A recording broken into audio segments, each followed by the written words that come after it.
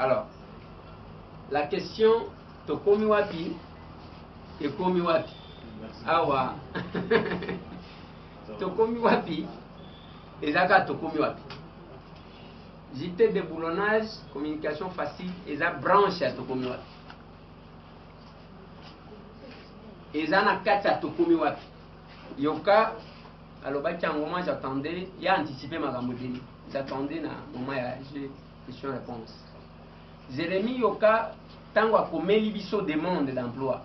A komela kibiso na ndenge ya ko intégrer équipe ya tokomi wapi. Siko Nathalie ba talent na ye. Na habité. Ye Yoka akokota tokomi wapi ya émission te. Yoka, il faut à diriger branche moko toujours créer ya journal. Parce que kuna amiyebi azan expérience. Donc, tokomi wapi zawan neti oyo, o azamutu ya déboulonnage te.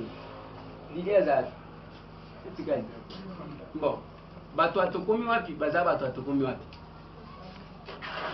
Tokomi wapi siko nde maison mère. Parce que yango nde mutu eboti JT déboulonnage. Donc, kuna eza makambo susu. Awa eza journal comme ba journaux nyonso. Parce que mutu omoni tokomi wapi à cause d'un événement nyonso te dans une même émission. Alors que le journal, à cause d'un côté politique, à du côté il y a social, à du côté il y a juridique, ainsi de suite dans une même édition. Donc, nous avons moyen de déplacer Baki Ndenani. Ndeko Flori, Nazalaki, directeur administratif et financier, il y a RLTV. Na koma na RLTV, au moins Didier qui a présenté l'émission. Na kutaye na magambo à télévision. Mutu oyo ngana bimaka na première fois quand j'ai intégré la RLTV za Didier wana. Il m'avait blayé. Moi na mobile wana. Ata soki na zwa na musala er moko na lobaka na petit ke baka na yo. Pona zo kanisa ndenge magambo asala kanga. Ata musanga ko banda tombalbai pour kende ko sala fête de société makolo tina kabinda kota barumbu ata yomo. Ata ki mupaya. Donc comme je venais d'arriver, donc ils allaient Kindengwa. Mais Tovanda, avec tous les succès qu'avait la RLTV, ah, d'abord, Bato Bazaï Kako Kambango, moi je ne suis pas là. Mais Tangu Banomenga, parce que Tangu, M. Anissé Yomoranyam, à Longwe, c'est lui qui était notre coordonnateur à Salé Apik. Batien Ndekobazi, la commis DG, lui qui était Dipro. Ndekobazi a nommé Ngaï, directeur administratif et financier, chef du personnel à RLTV. Petit Nazwa, oh, RTV. Bah, dit que paiement pour foutre à Batouboui, à part tant que Lumbala Zalaka, ministre, parce que Batouaza a l'effort, il ne payait pas les gens, parce que c'est le Lumbala Zalinga pour foutre à Batouboui. Non, mais ce n'est pas Lumbala qui devrait payer. C'était Baoazo gérer chaîne, Nebako Kachiko Fouta. Quand je suis devenu DAF, j'ai mis quand même l'empreinte. Les loba petit na ngane omona ka bango wana na moko na loba kana bango na loba na bango tangu to réouvrir RTV na lobi petit mokomba o na lembi bozonga kasibisika na zwa bino ba pikla. Qu'est-ce que je veux dire par là? J'ai commencé na zakana sponsor te tilelo na tokomi wapi parce que il y a sensibilité zaki na tokomi wapi les acquis c'est na opposition même ceux qui ont pas quelque chose pas pour l'ingate. Mais Nekonangai, Tala Tabachena, Parabato, Bavoyagana, ba ministre. Naba excellence, ba Obazagana, ba Pocha, Yaba officiel. Yebisangai chaîne, Nazolo Bachen, à part que Yazana délégation à Moutoubou. Chaîne Oetinda, faire voyager, Bajan Angolo Kora, magazine Tokomua, Nakisasa. Na souci à reportage. Tout ça, Nakisasa. Et je l'ai dit à la télé. Chaîne moko à part que wana voyage kana ministre ou voyage kana premier ministre parce que biloko ngo accréditation wana na gouvernement awezo bima siko to komi na clé ya ko faire accréditer ba to yo mona JT déboulonnage va poser na ba ministère tout baza kutumuke c'est parce que tozo filtré parce que tala nombre ba ministère wana budi est-ce que bato ba parce que chaque ministère kozala na posa ya ko déboulonner. Donc on va commencer à ajouter un collaborateur pour c'est pour vous dire que question à nos pour faire voyager, c'est la volonté politique. C'est la volonté. Parce que même bateau moni ba futa ka batute. Eza kozanga te. Mutema mabe yake ye ya yembo mona ka ngoka muke. Kaka muke. Non, ce que okana na mutu, o futa ka ye $10. OK? Pesa ka ye $10 na ye wana à tout moment. Batu pe bazoko sa batu ndenge nini? Aye wana te batu bon, je vais commencer à vous payer $500. OK? A futi $500 wa. Moi. Aux élites, on a foutu à l'issue, soyez qu'on fout 8 mois après. On a foutu 500. Ça là, je peux calculer. On a foutu à battre combien? 50. C'est ça les calculs que les gens ne font pas. Donc, pendant qu'on voyage de Konanga, on a les cas par étape 1. Pour trouver un billet d'avion, on dit qu'il y a un billet dans le Bumbashi.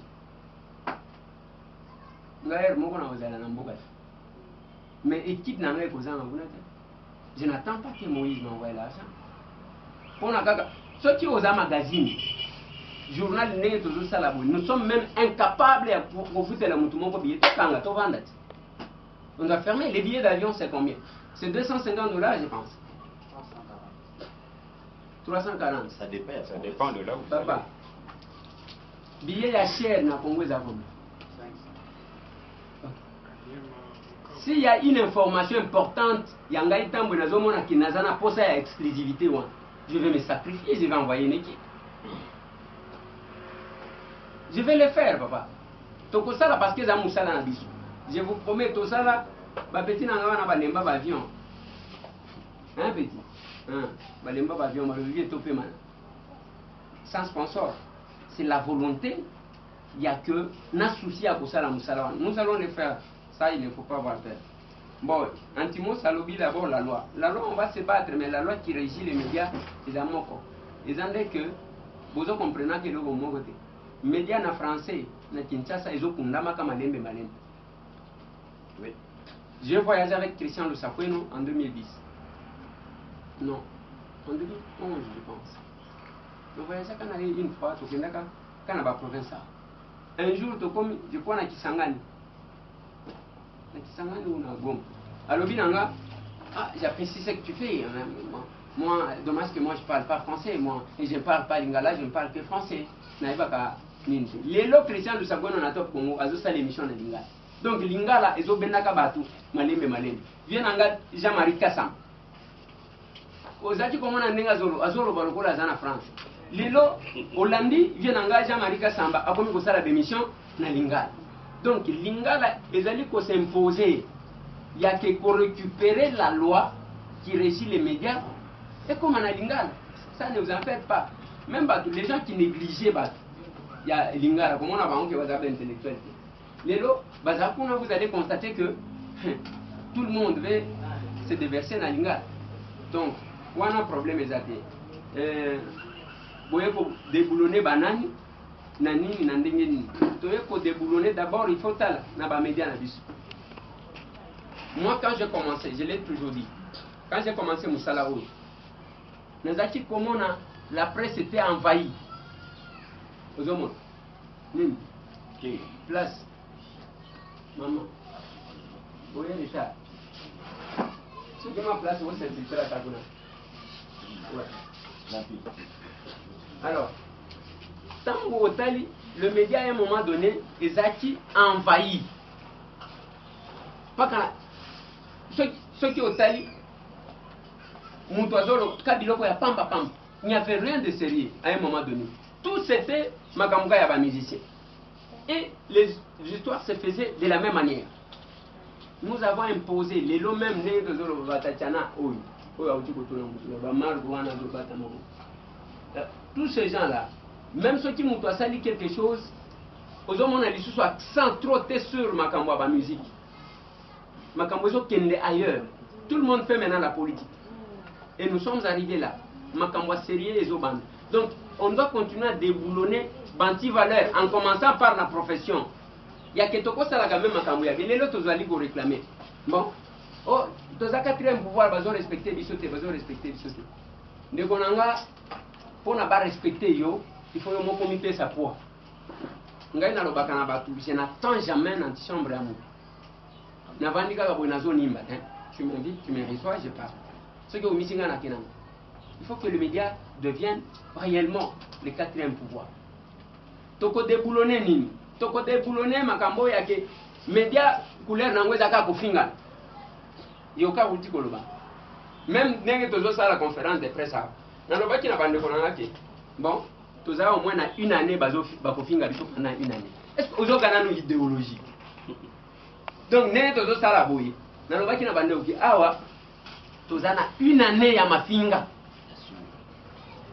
Tu trouves ça? On doit déboulonner le système.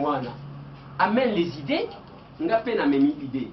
Je vais essayer d'insister sur un truc. Parce que même Tatiana a insisté sur la réponse à Zachary. Na ligne surprendre peut-être vite. Comment dit Zach Zach, Azamutumo na ndimaka. Nandenge ya bimela. Mengana sala kailo comme mon côté, ndenge mon côté nazar. Ce n'est pas parce que nous sommes dans les médias que nous faisons les choses de la même manière.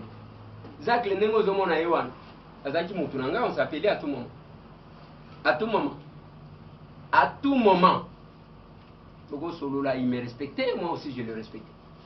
Mais du coup, na monika dans la campagne électorale, tozana amis en commun, ngai na Zach. Amis en commun wana alors, est-ce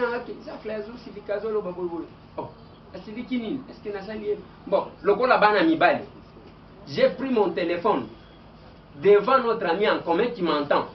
Azobukanga. N'a vu téléphone, n'a benga zacle en mode main libre. N'a le visa que les années, abandiko, tombo, n'a eu kazana kanda, n'a lu, tenazo benga yo en tant que banamibal. Ce qui est un éloge, c'est là qui ont mabé. Limbisanga, nous sommes des hommes d'évoluer. Mais l'ingati koyo kangati, abandi komati. Oyena terrain nanga, okomona, ngati sasa oyo. Loko la boyebi kaka ke, kisasa ezaka ya mutu moko ti. Batu nyonso bazaba pa. Bon, alors que nenge toza boye, quand même, ezana ba famille oyo bana na kisasa. Ezana ba famille ya balito, ya ba kisombe, ya ba moleka, ozomona. Ba famille ba bemba mais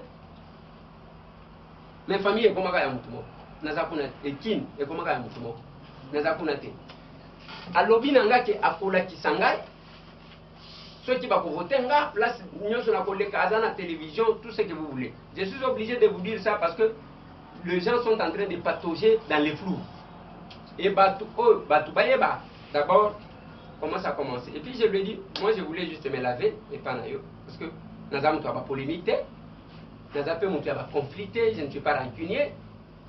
Ce qui a écart de langage, dans ma langage, il m'a menacé à l'obananga qui est à la place pour voter. Il n'a pas qui s'ayouk, il n'a pas qui s'asse. Donc il y a une élection.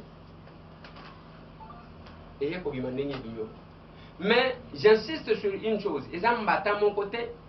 Je n'ai pas créé les journaux pour répondre à Zach. Qui du reste, Zach, a sala vie naye, a sali kombo naye, na domaine naye, na secteur naye. Mais c'est tant que villageois de son état. Oh, vous avez un vélo. Hein? Mais c'est tant que villageois de son état. Oh, vous avez un découverte, vous avez un vélo. Vélo wana na kangisa nango photo na uti poto biso toza batu te yake otombi ka leçon te makeleli.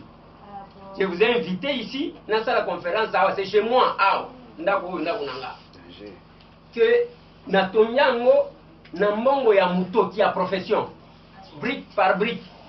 Il y a c'était terrain en 2010 voici nanga alikao awa basi basomba etikala kandambo. En 2010, j'ai construit brique par brique, jusqu'à ce que j'ai fini. Yango moniko, koboya ke batu baya ko sala découverte, place ba sala la découverte, na chama quoi. Ba comment chez moi na mkono lupango. Parce que batu a fait perdre msu bazaka en face à. Pour que balo bateke au moni akosa kabino aliaka mbongo ta hein. Tu mangeras la sueur de ton front.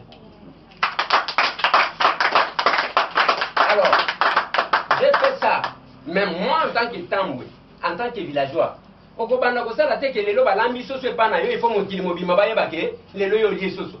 Ce n'est pas ma vie. Ce qui osomi mutu. Yo aussi oyoka nani nazaki na syndicat de Kolo avant-hier. Aye, il m'a cherché. Aluki villageois. Katumbi aluka villageois. Ndenge naza boyi tout ce genre batu nyonso wana bomona ngai nakenda kobeta kokonko epa mutu te. Balukanga villageois. Boyoka kanga te na makambo matulu.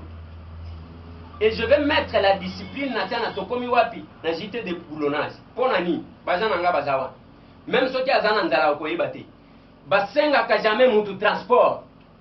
Osengi visiteur transport na yo ki na bengani yo. On s'organise tant soit peu. Parce que zana batu mutu akobana ko kima biro. Même ceux qui azaki na likamba koya kotala bino lokola zana mbongo na poste ayebi ke botungisa kaye. Mais vous étouffez les gens. Na sala di nanga na matolo te. Na beta kama solo ya bilamba te. Soki ndenge nini nalataka bien te. Naza kuna te. Mutu na ngai ezana makambo susu. Bill Gates osho mona ye alati nini okomona ye na polwa pamba to utina chef de l'état na Goma responsable ya yusi dimwe balakisa yo ye musanganya oyo azalia mokolo captive hotel kaka balakisa yo ye na mboka oyo okoboya banande kote ya mbongo koboya bango te mutu mbongo asalaka ba grimace te mutu mbongo asalaka ba grimace te. Alors c'est pour vous dire que je n'ai pas besoin de ça. Et si je ne réponds pas à Zak, pour répondre, je dois profiter de cette occasion pour que je parle une fois pour toutes. Équipe on a constitué, Jérémy Yokam a écrit, ce qui vous en a posé en Kola Kisabino, des mondes d'emploi. Moi je ne peux pas accepter Tozana Awana, chef de l'État, aligné à lutter contre le chômage, il va imposer le chômage parce que ça non. Donc parce que on ne fait pas ça. Je ne le fais pas parce que je dois répondre à quelqu'un. Moi dans mon balio Tosu Azali antimos. Vous voyez bien que Jérémy était mourant en salle d'accident. Il fallait abandonner le nôtre. Pasteur Nani. Oui, donc, nous sommes allés voir Yoka. Yoka Lobananga Bandakala. Alors, il est là. Bon, il fallait que Natsikaye n'a rejeté parce que toujours banga, Mutumoko Aliaka Batoza, Amelaka Mabanga za quelque part. Je ne réponds pas à Zakari Ponani, Nakoti na débatté. Mukolo Akokotaka na débat, Soki Alinyakota débat. Je vais le répondre. Quel est le débat? Nazalaki journaliste.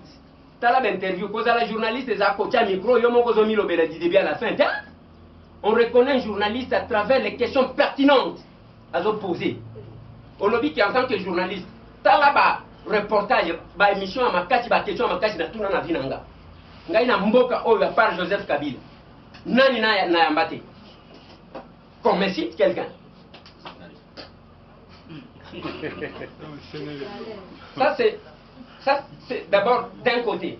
Il y a côté côté à profession. Je suis parmi quand même Batubasala effort. Je ne suis pas grand parce que Bissoba village là tout ça va grand. J'ai un parcours dans les médias. Na banda na radio. Na kena presse écrite la prospérité dans la kisasao. Et ça biloko wana batubazo posa bosate. Même Louis Jacques. Et ça n'a pas image des autres circulés. C'est parce que les journalistes ne veulent pas faire de recherche. Combien de fois il a fait des émissions au Kumisanga? Que na yena monde oyo, na yena vision nga mususu esimi. Bosi boyoka ke aloba ceux qui ndenge nini, tout ce qu'il raconte là, c'est pour plaire à sa bouche.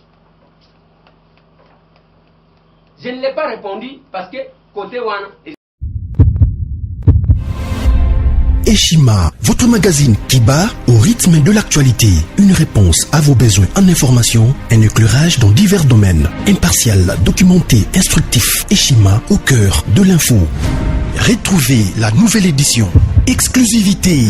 Félix Antoine Tshisekedi, son jour pour séduire, alors que son élection historique à la tête de la RDC n'arrête d'éblouir. Le président de la République, Félix Antoine Tshisekedi, décide de mettre le bouchée double en présentant son cheval de bataille pour le 100 jours de son quinquennat. Infrastructure, santé, éducation et le bien-être social. Félix Tshisekedi, plus que jamais au chevet du Congolais. Analyse. Félix Tshisekedi, mieux qu'un équilibriste, un rassembleur politique. Luc Gérard Niafé, l'investisseur de renom qui a tout laissé pour servir la nation. Néhémie Moulania, l'homme, le mythe, l'immutabilité. Découverte. Denise Nyakeru Tshisekedi, la touche maternelle d'une femme de conviction. Valérie Kabamba Ruvunangiza, chef d'entreprise promoteuse. Nation. Jean Bosco Kayombo impulse les renouveaux de la SNEL. Focus, Prince Kokola, Kantitima, une intégrité et un nationalisme sans tâche. CNSS, Agnès Mouad Nawej milite pour l'appropriation de la nouvelle loi sur les prestations sociales. Dossier Eshima, droit de la femme, le combat permanent. Politique, Fofo Kondi, un passionné de la jeunesse à l'Assemblée nationale. Coalition Cash FCC, pénible décollage. Économie, code minier, l'héritage qui divise. Retrouvez l'intégralité du magazine Eshima dans les kiosques. Eshima Magazine, un nouveau standard d'information.